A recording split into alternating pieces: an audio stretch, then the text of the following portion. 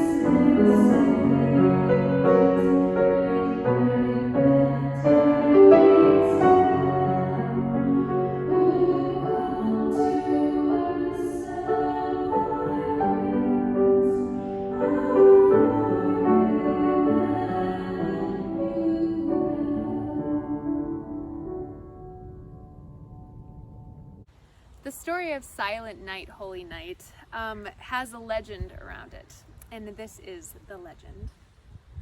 When this beloved hymn was written by two humble church leaders for parishioners, little did they realize how universal its influence would eventually be.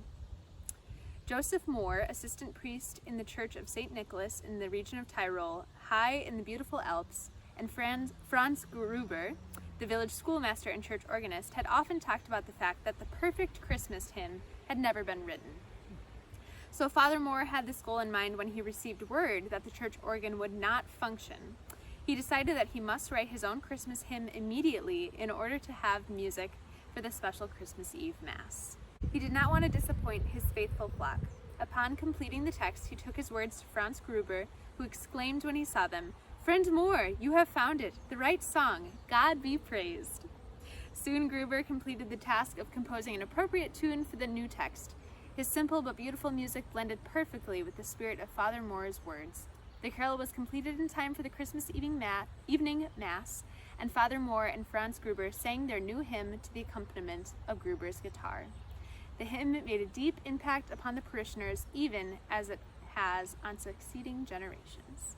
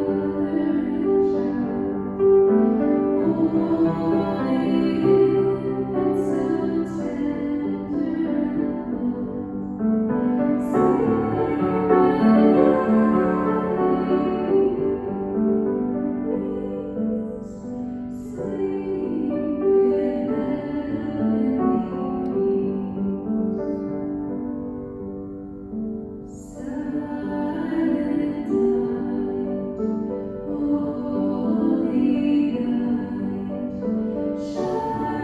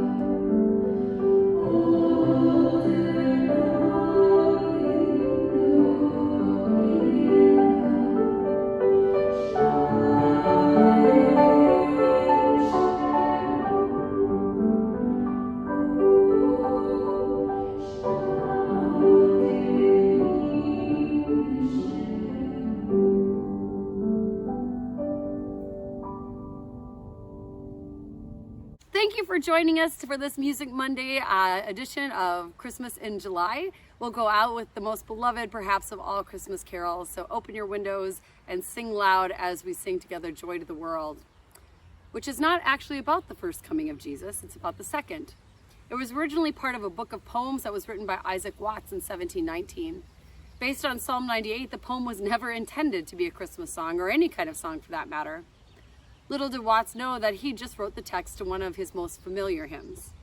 A century later, a Boston music teacher, Lowell Mason, discovered the poem and set it to music, which some believed might have help from George Friedrich Handel due to the many Messiah references in the carol. Because it was released at Christmas time, it consequently became a Christmas song, the most beloved of all and the most published Christmas carol in America. This poem is about when Jesus will come again and finally to rule in power, justice, and mercy. Thanks for joining us, and let's sing.